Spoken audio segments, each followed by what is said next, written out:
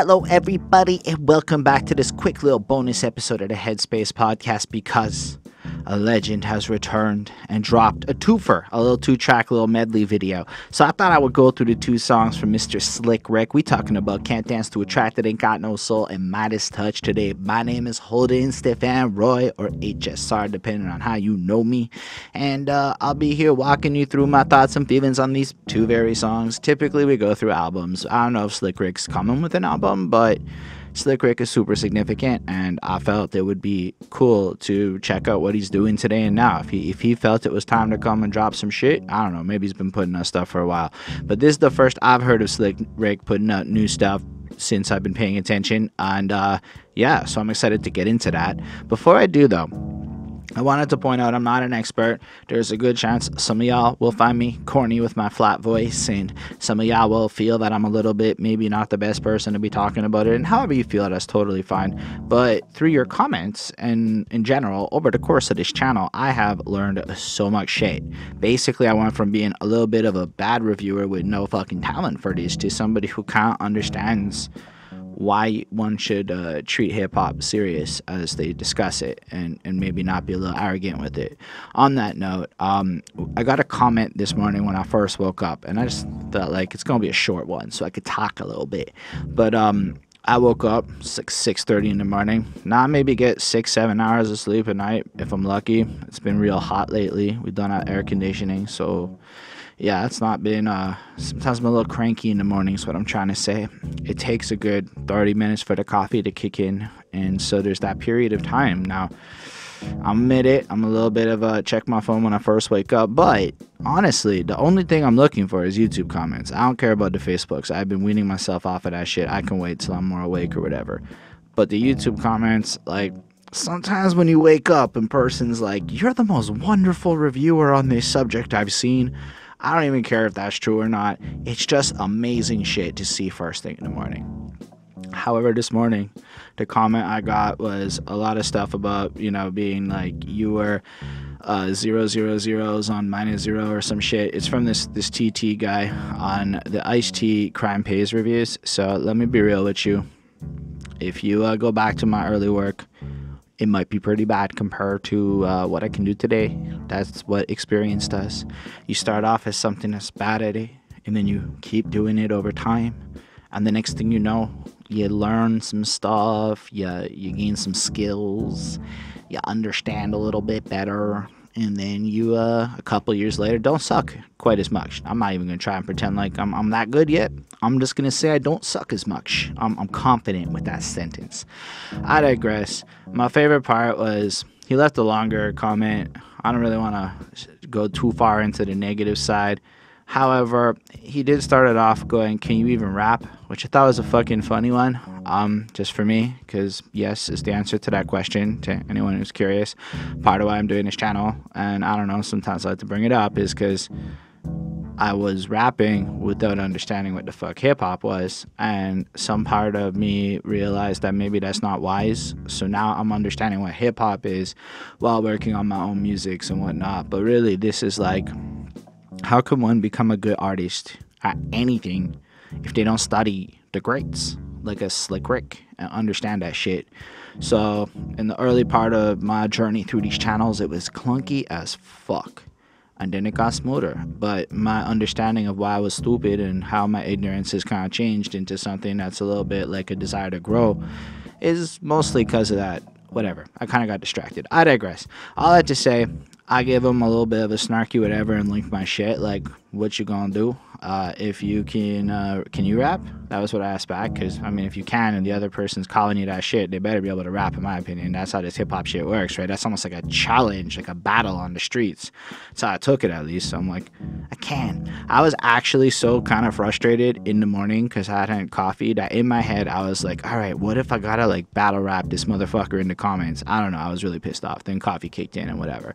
So later on in the day, I got this comment from him, and I'm like, you know how it is when you're like, shh, was I too, like, pissed off in the morning? I wasn't really sure anymore. And then I check out the comment, and it goes, the other two are gone, right? Like all the negative shit's been deleted, which is cool. So I can't read it to you. You just got my paraphrase version. But to me, it's part of like a story, which is why it's important. And TT over here goes, I got to admit, the three of y'all have a lot of opinions. That's what I want to hear. Personally, I love the album. Peace out. Now here's what I gotta say. Over the last couple of years, I've seen this like trend, the shift in how the confrontations and the comments went. Now, part of it is probably me. I'm a little bit smarter on how I answer people. I have like 9 years of customer service experience. I am pretty good at dealing with angry people in comments. There's no different between a comment and a customer service ticket. So it's pretty much in my skill set to answer people. I mean, it's kind of a thing I do. But more the tone of just the interactions, I feel like both I'm willing to understand that being an asshole isn't conducive to anything, but also the people I deal with seem to also be understanding that being an asshole isn't necessarily the smartest way to deal with shit.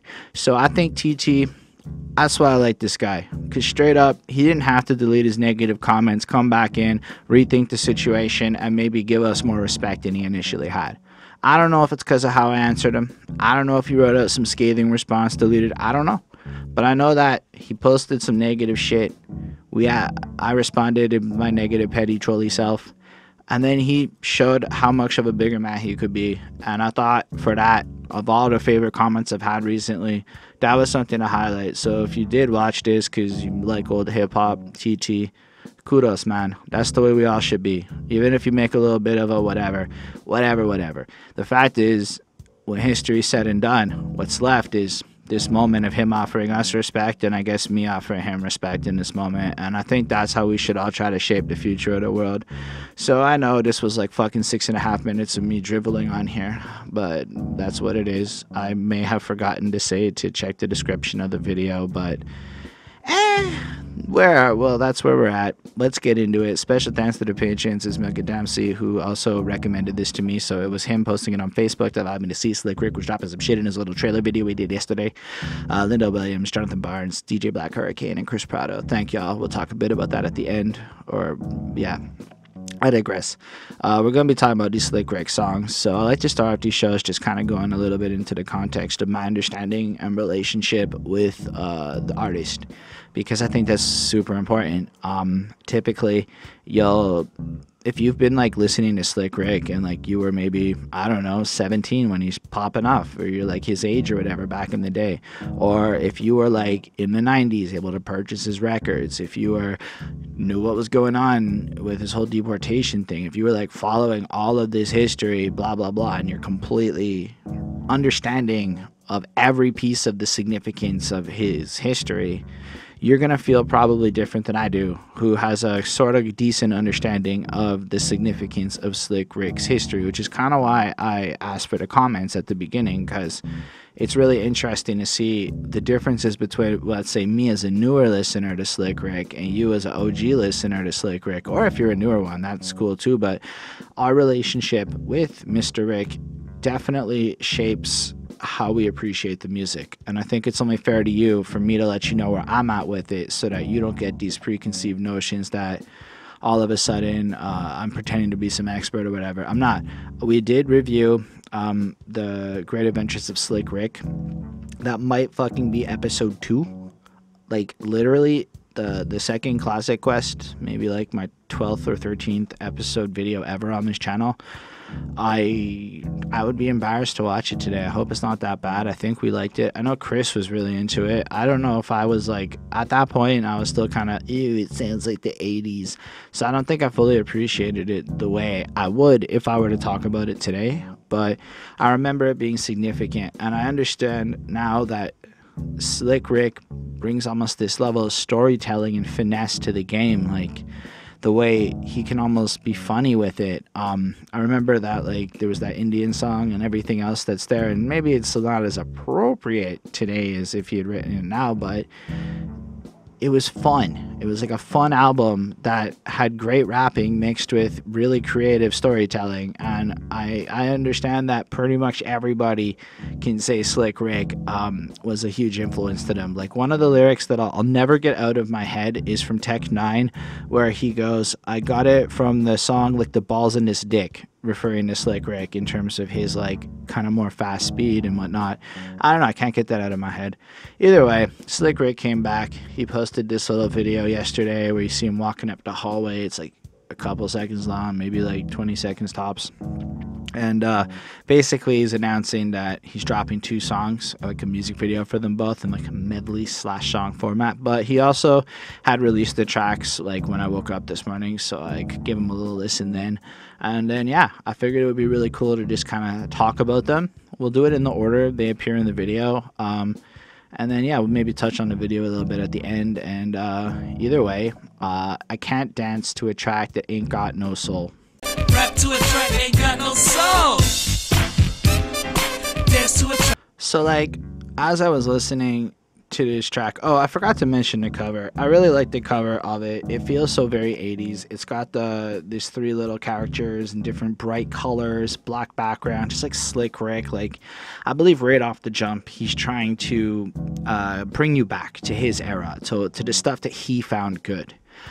Something worth noting is the lyrics weren't available online yet. I mean, it's 4:05 p.m. on the Friday that the song came out for me, and yeah, it wasn't up. I don't think the Genius people were like, yeah, Slick Rick's the shit. Nah, they were probably too busy catching whatever else came out. Nobody did Twista's lyrics either. Kind of wanted to talk about Twista, but like that guy has too many words to like fucking quote it all myself. So here we are with Slick Rick, and the guy's a legend, and I wanted to give him as much respect as I could with this, so I decided to do what I could to quote the lyrics as much as I could. Like, I pretty much did a bullshit transcription job, and the reason I don't transcribe lyrics is because I'm not that good at it. I can kind of argue with lyrics that I see and hear what I hear, but for my whole life I've heard like lyrics wrong, so I'm not really the best at it. So right away in this song, you get this really dance-driven, fun, I would say flashy kind of beat. Like, you can just picture almost like this disco-esque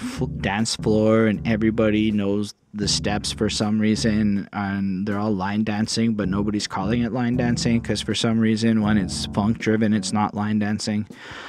Even though everybody's doing the same steps in a row. This is my imagination, okay? That's how I'm picturing it. Like, those funk steps, they're just like country in terms of the group dynamic of it all, in my opinion, as a person who just has seen both play out. Anyway, I know there's differences. Please don't like focus too much on that point.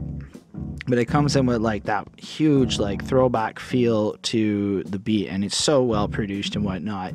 However, let's just focus on the production, and I really think it's important to talk about how imperfect the production is. Now, I'm willing to bet Slick Rick at this point in his career could have dropped like a little bit more money to like flush out this polished sound on this song, but I think that's what he's against here in this track, because it's almost like it's deliberately mixed to a way to before the technology could perfect shit.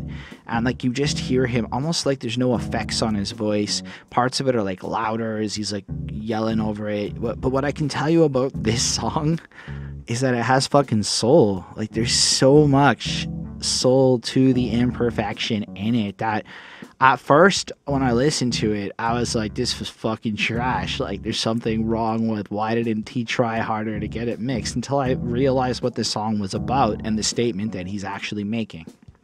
So it starts off and it's like, dance to a track that ain't got no soul, rap to a track that ain't got no soul. Anyway, and you're like, wait, isn't it called Can't Dance? You'll see why there's no can't later on, but still. And it kind of like raps that a few times as it loops in. And again, you just picture everybody in the room doing that like dance where everybody as they step, as they clap and shit. Anyway, he goes, and I had a little trouble understanding it all, but foolish better get negative. Who is this asshole music executive putting on a pedestal Jesus? Next thing, talk about the bum prestigious when Dominion coming. Something ask for your garbage opinion when your check same balance, acting like a loser spokesman for Black Cat Tyler. Who the fuck is Black Cat Tyler? Who's White Cat Tyler? Who the fuck is this person? I tried to Google it and I just could not figure it out. I don't get this reference at all. Don't make me now have to lose control. What a bunch of losers. That dance to a track that ain't got no soul. These losers who know and abuse the role dance to a track that ain't got no soul. Did I mention they some fucking assholes? And I'm like, okay, let's stop for a minute. So we get the idea here that Slick Rick is very unhappy with the vapid state of soulless, perfect music, pushing this bullshit messaging at people. And I'm like, yeah, that's a really good thing to be mad at, especially if you're like from a completely different era. And like, but the thing I liked about the way he did it is it doesn't feel like he's just mad from like a place of I want a different spot, or I'm trying to be relevant again, or I can't have a career. Like, we're talking about a legend here, a guy who had the career. He was one of the first careers. So this is a guy who is just angry at how he sees like the corporate America polluting a culture that he helped build. And I'm like, okay. And you look at what he's saying, and it's a little bit weirdly worded in a couple of things. I don't fully like everything rhymes and flows well, but like sometimes the word choice is okay. But the message and the passion and I guess the soul, like, you just know what the fuck he means. You know that he's jaded at the state of things, that the music industry in its current form forces people to sell these really bad and vapid interests. It's not based on good sounding music. It's based on what the fuck will sell and whatnot. And really, you could argue that a lot of the music executive types and the people who are really just in this polluting a culture for the sake of kind of financial gain. Now, there's nothing wrong with getting rich because you sell art. Like, fuck it. We all sell outs the day we start doing this properly. Like, the day you like actually make a record, press it and sell, guess what, dude? You're a sellout. You're trying to sell your shit. And so even if your music's pure, we're all sellouts. Like, let's just be real. You go to work, you're a sellout. You're trying to get some money. This is how life is. So I hate the fact that people attack that sellout shit. But when you just kind of look at the fact that there's selling out in the sense of you chasing money and acquiring wealth, but based off of some kind of principle, or at least I guess it's a matter of, are you a productive force to the world? Is your contribution going to be lasting? Is there significance to it? Like, I hope to do something. I mean, I haven't spent 2.5 years making long ass fucking album reviews because I don't want this to become like a trend. I am just waiting for somebody more famous than me to cop the idea and run with it. And then that'll be cool. And let them take all the fucking credit and shit. And let's get this deep dive love of looking into music going, because at that point maybe albums can be cooler and the messaging can be more relevant and people will start to take the time to go listen to it and maybe not invest in a video game cycle that's just a succubus on people's cash flows right now. Still, the next verse flows in with shit like something acoustics. What, you're useless, you don't like your ass for an ear for music, you know your choice of record isn't hitting, who put your ass in executive position, pushing records through, check what they do, these bum got nerve, have secretaries too, teach me about parties like teaching Bruce Lee karate, did I mention you're an asshole? And I thought that was interesting because he's kind of looking at these people who are not as qualified as him to know what the fuck a good hit is. And I mean, Slick Rick made some good fucking hits. So evident, and he was like, again, everything that we're doing now in music, in a sense, we're building off of what he did. So it's kind of like, how the fuck can you tell Slick Rick how to make a song? You just can't. Like, again, and the more I listened to this track, the more the mixing and stuff, it became a politicized punk move in my mind, and it was so perfectly done that I'm like, yo, he does know how to party. I want to party. I feel human listening to this. I don't feel like it's some celebrity gawking at me. I feel like it's a dude trying to get me to have a good time, but also make me think for myself. Conscious raising awareness is fucking cool. But you also want to dance. Like, the more you listen to it, you just can't help it. You want to do that, like, footsteppy, clappy dance. Woo! I think he says in the third verse, targeting black kid, barking at Mac, he be like, what you think of my garbage ass track, Rick? What am I gonna do with that dumb shit, you asshole? Forget what, move back, black public? Yeah, so what, like the something who leave security check just to see him, tall doofus, something, angry group, need tax problems, all in recruit, man, fuck them assholes.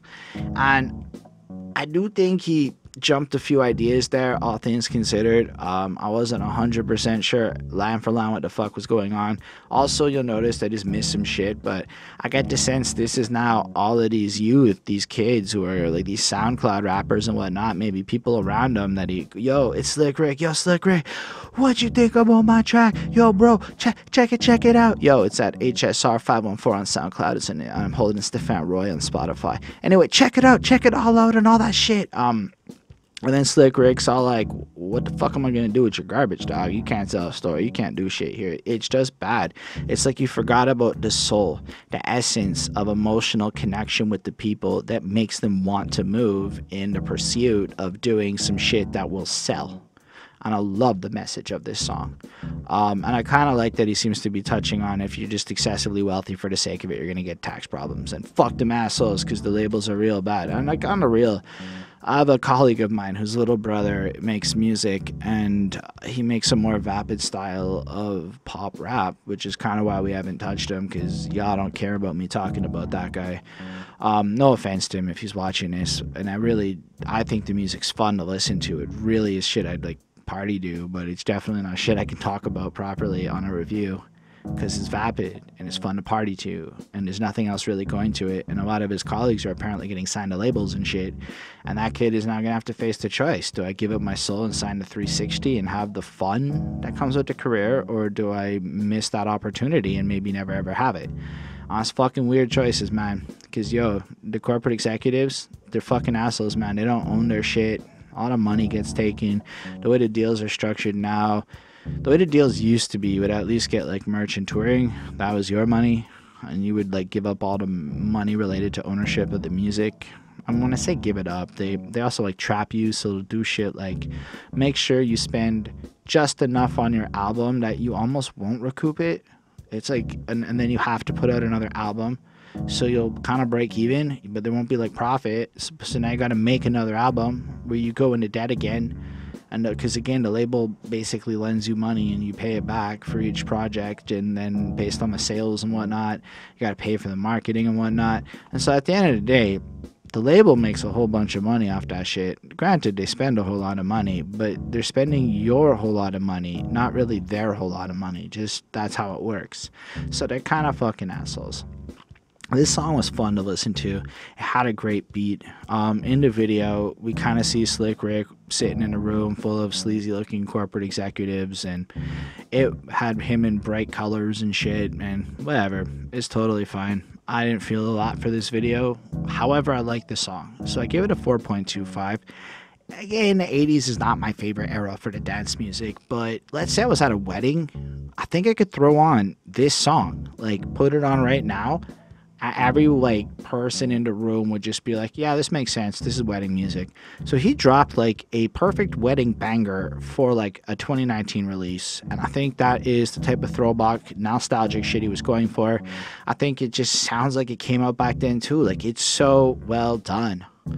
On that note, you get a little slash moment in the video, some shit shifts up, and the motherfucker proves he got the Midas touch. I told you I'm sexy than a fuck my nigga. My lady can't stop a nigga, cut a nigga. I gotta give him credit too to pandering a little bit to modern marketing strategies. There is no real benefit in making long songs, because the truth is the way Spotify pays you and these companies pay you, after the 30-second point, anything after that doesn't really count. So in a sense, if you have like, I don't know, a 90-second song or 96 seconds like Midas Touch, or 2 minutes 19, let's say you're liking the vibe of that, it's done in a way where you can more or less just loop these two songs and play them for like 15 minutes in a row, because you're just feeling it, and it's so short that it's so easy to just be like, okay, just one more time.